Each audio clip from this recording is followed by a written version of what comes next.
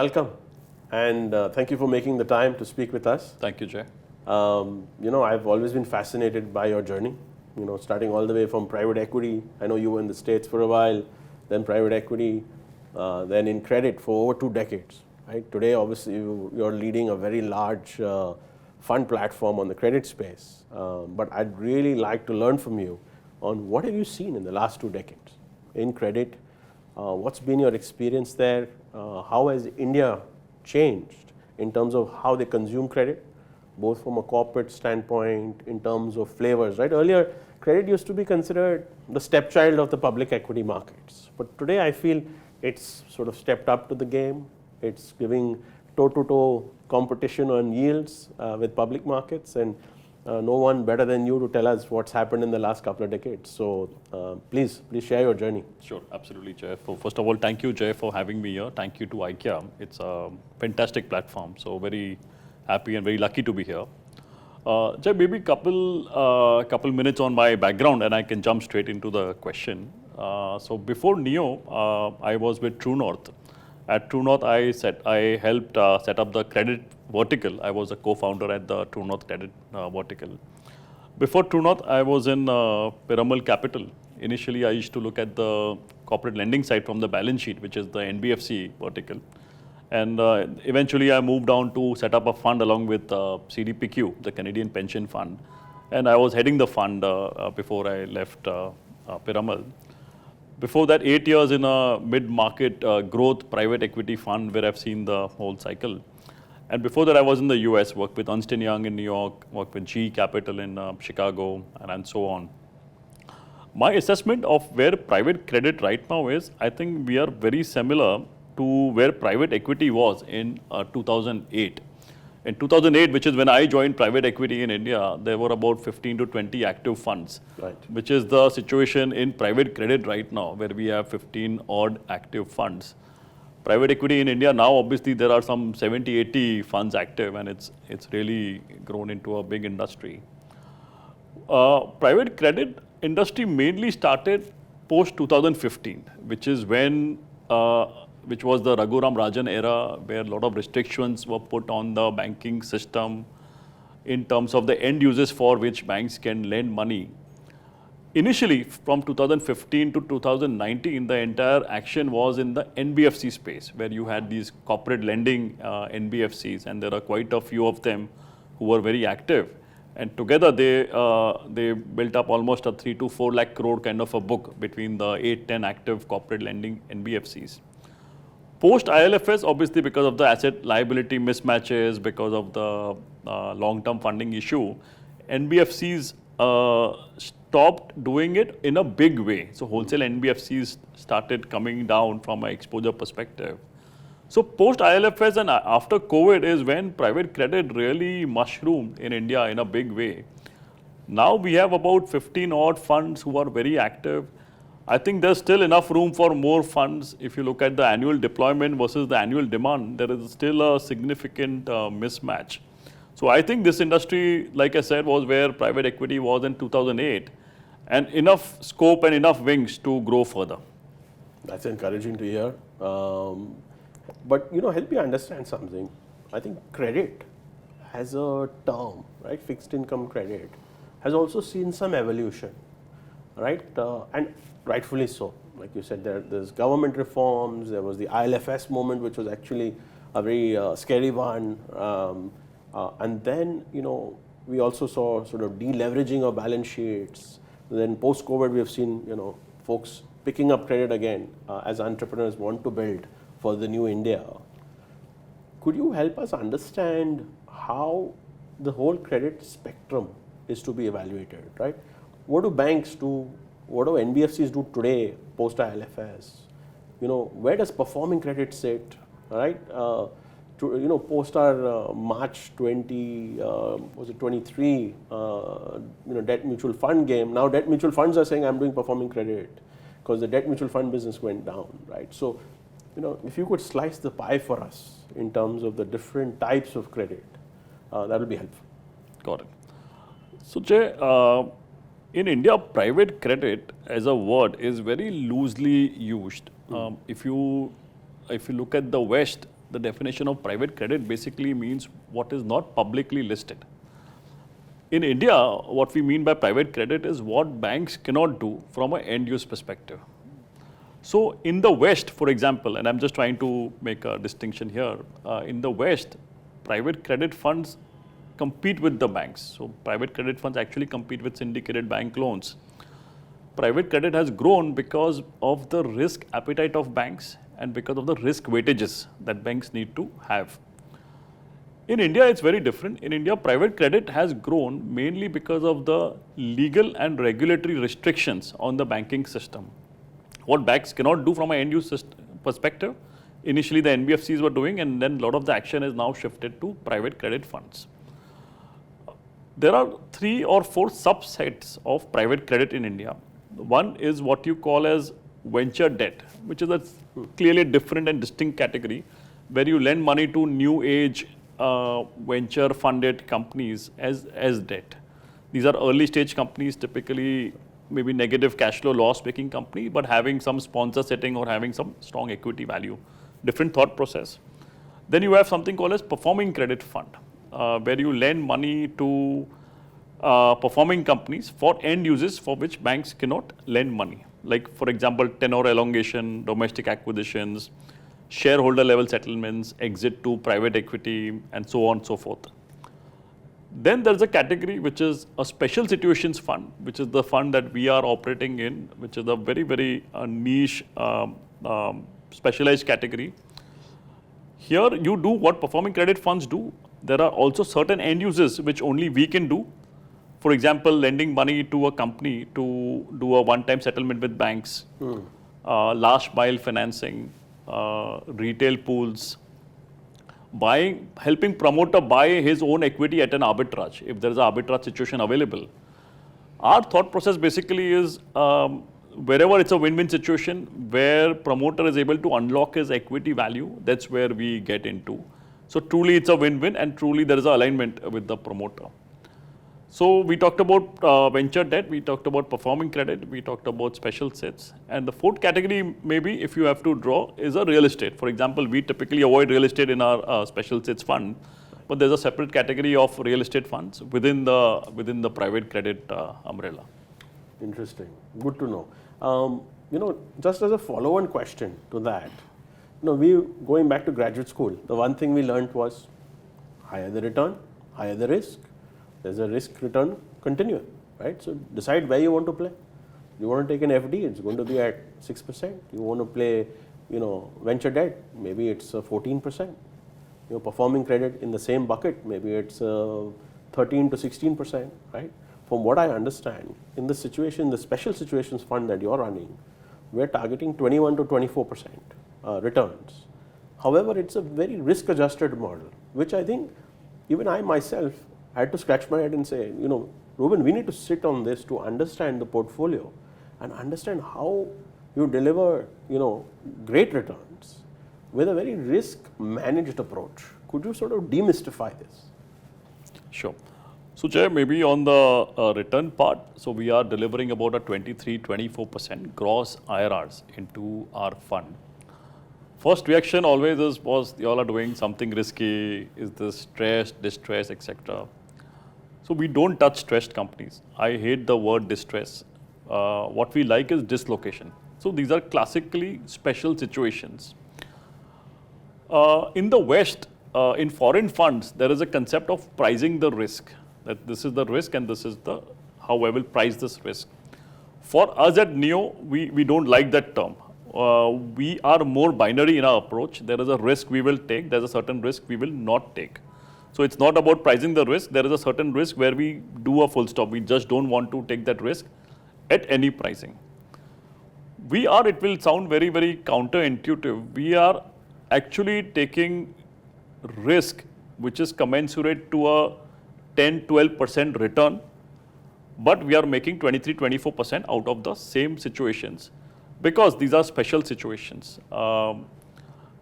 I just mentioned some of these situations is, for example, a last mile funding. Yeah. For example, we funded one hotel where we've also gotten an exit. Right. Where when we came in, the hotel was 90% complete. We did not have to take any approval risk. We did not have to take any construction risk. There was a very strong brand. I will not take the name here, but very strong, nationally recognized brand, which was going to run the hotel. With our money, hotel got kick-started within a few months. Right. Once the hotel was fully operational and once our lock-in period got over, we typically keep a lock-in period to enjoy the returns. When we were at 23-24%, the refinancing happened at 10.5-11% from one of the large private sector banks. And promoter, when he started out, the hotel value was about 105 crore. Because of our funding, the last mile funding, because the difference between a non-operational and operational hotel is significant, the same value bumped up from 105 crore to 180 crore for an operational, fully functional hotel run by a large national chain. So it's a classic example of win-win. While we were fully secured because we had a 3.5-4x cover on the hotel, certain personal properties, etc. But promoter also unlocked significant equity value because of our funding. And hence, he did not mind paying us 23-24% IRRs because for him, significant value was unlocked, which otherwise would not have happened. Natural question, Jay, would be if this is so great, why isn't everyone doing it? Yes.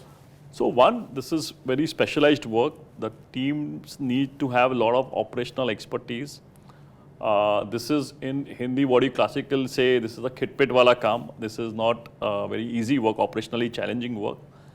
And you need teams which have done this, which have the track record, which have the credibility of doing this. So at Neo, our team is the senior most in the market in this space. We have seen ups and downs. We have done recoveries for more than a decade. We have seen cycles, and we've been doing exactly this in a very, very successful manner. So that's the simple. That's good to know, and I can see the value. Just help me clarify one thing for me. Just on this anecdote on the hotel piece. So if at a 90% complete, a conventional private bank would not enter that trade? Nope. And why is that? Because there's no visibility to cash flow. They don't know how to structure the deal, or where do they get stuck? Where does a bank get stuck in this trade? Because 23 to 10.5. So that's a big delta, man. In this case, where we've already exited, there is another hotel which we have funded, which will be run by Marriott, for example. There now the deal we have just done, there is a bank sitting right now. For some reason, the company has either overshot the capex amount or the timeline, for which regulatorily banks cannot go ahead and do the further funding. So it's a regulatory restriction on the bank, which allows funds like us to come in and help the promoters to unlock value. So we take over the existing debt, we take over the entire security, we give him that extra top-up to complete the hotel, which banks cannot do from a regulatory restriction perspective. Got it. Interesting. And in terms of, if you could give us a few more anecdotes, maybe a couple more, about transactions you've done, of course, on a no-name basis, which would help us understand this space a little better. Got it. So I gave you example of two last mile fundings which we have done in the hotel space. In one case, we already got an exit. In one case, we have done the deal recently. The deal we have done recently, again, 90% hotel complete. Marriott will be running the hotel. We got additional security. The hotel owners are, doctors running hospitals, so the hospital cash flow, hospital security, etc., etc. Everything comes to us. So we are fairly secured from a cash flow and from a collateral perspective. We've done some other trades, like in one case, there was a company which, because of certain circumstances, went into trouble. They had to restructure and eventually do an one-time settlement with the banks. Post the OTS, the debt versus the operating cash flow versus EBITDA was very, very sustainable. In fact, more than sustainable. Post OTS, the debt to EBITDA was about a 3x level, which is quite manageable. So we funded this. This is something that a typical bank, NBFC, performing credit funds cannot do it. We did this deal at a 5x kind of asset collateral. This was done about 26% IRR. The proof of the pudding is that once a lock-in period was over, we were refinanced by a performing credit fund. And what was our 25, 26% IRR for us got refinanced at 12.5%. In this case, Jay, very important, what we always want to do is look at the situation. Is it a case of a willful default? Is it an intent issue or an ability issue? We go through lot of ref checks, lot of forensic diligences to basically validate that it was not an intent issue. If it's an intent issue, even we don't want to go there. If it's a genuine situation where promoter, despite good intent, got stuck for whatever reason, and in India, there are many of these situations, then we are happy looking at these situations. And post OTS, it should be a low leverage company. I don't want to take a leverage or a turnaround call, basically. Post OTS, it should be a very, very manageable situation where on an as-is, where-is basis, we should be very comfortable with the debt amount and with the security that we have. Interesting. Looks like you are reading my mind, because one of the questions I always had was, how do you screen? Because I can imagine special sits is a very big bucket, and you will have obviously your own set of sources and talking to promoters, etc. But there's also a lot of feed coming in from the world, from bankers, from industrialists, OTS especially, right? With all the IBC new norms, etc. Those all that woke up in the last 5-6 years. So if you had to give me 5 points or maybe 6 points on what are the first 6 things you will screen? And I think you touched upon the first one, ability to pay versus intent is a very large one, and I think in credit stands out as a big one. What are the other ones that you, as a fund manager running a very large fund for India, what do you look at? What do you coach your team members to look at? Got it. So, Jay, in mid-market special situation space, right now it's a wide open field. There is a huge demand-supply mismatch. There is huge amount of requirement for this kind of capital, especially in the mid-market space, and very few capital providers. In fact, I would say in the mid-market special sit space, there are only 2 active funds right now, and Neo is one of them. So we don't have to go out of the way to source deals or to forcefully fit a deal. Just to give you perspective, from Fund 1, NSCOF, Neo Special Credit Situations Fund, Fund 1, we have done 23 transactions. We have looked at more than 450 companies. So this is a highly, highly filtered approach. What we have done is we have put some very strict guardrails. One, we will not touch any loss-making company. So no matter how exciting the company is, no matter what is the equity value, we don't touch any loss-making company. We will only invest in companies with significant operating cash flows, with significant positive EBITDA. Typically 40 to 50 crore has to be the minimum EBITDA. More likely, if you look at the average in a fund, it's more like 80 to 100 crore average EBITDA. So one, we will only touch EBITDA positive, significant EBITDA positive companies, number one. Number two, we believe India is a plan B market. Plan A in India can always go wrong, some cycle going bad, some new regulation, etc., etc. So we want 2.5 to 3x kind of a hard asset collateral. So we don't like doing deals without collateral. What you do, classical plan A deal. We like to always evaluate plan B, and we like to have a 2.5 to 3x collateral in a plan B situation. So positive cash flows, number one. Number two, 2.5 to 3x kind of collateral. Like I said, we don't like high leverage. We don't like distress situations. We don't want turnaround calls. Going in, typically we stick to 3.5x kind of a debt to EBITDA. If you look at our entire portfolio leverage right now is about 3.6x. So we don't like turnaround calls. Lastly, counterparty, very, very important. We go to great lengths to evaluate the counterparty. We do forensic on every transaction. Apart from the usual checks, which is the litigation, political affiliation, default history, etc., etc., we also go into softer elements. If there are 2 brothers running the show, what is the relationship between the brothers? What is the promoter lifestyle, etc.? Because ultimately in India, everything is from the main company, the mother company, right? So cash flows get affected. Yes. Depending on certain peripheral situations. Right. So cash flow positive companies, strong collateral, basically promoter counterparty has to stack up, and we don't like to take leverage or turnaround calls. So we like to see the leverage under control going in. That's on an individual company level. On a portfolio level, because see, we don't want to deliver few brilliant deals. We want to deliver a portfolio to our clients. We like granularity. We will not do deals which exceed 4 to 5% of the overall fund exposure. So we like to be granular. A single deal, 2 deals, 3 deals, God forbid something happens, things go bad, it should not impact the whole fund IRR. So we stick to 4-5% single deal exposure. We like diversity. We don't want to be stuck in 1, 2, 3 sectors, because sectors can always go up and down. That's right. If you look at a fund 1, we have exposure to 12 different sectors. So we want to deliver a diversified and a granular portfolio.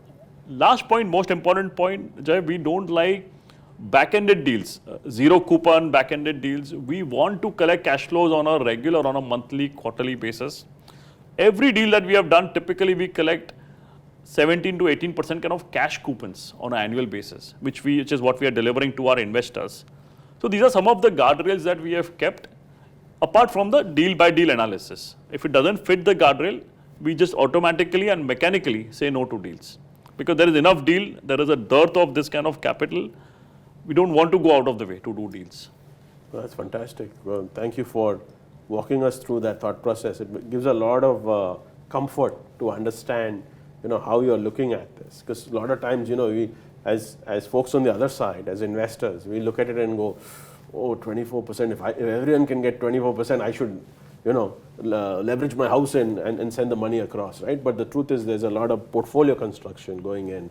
There's risk management, there's sector diversification, and then of course the screener on the deal itself. So it's not, I would say it's not easy money. It's hard work to do. And so kudos to you and your team in bringing this to the market. It's a need for sure. So lovely to see that. Thank you, Jay.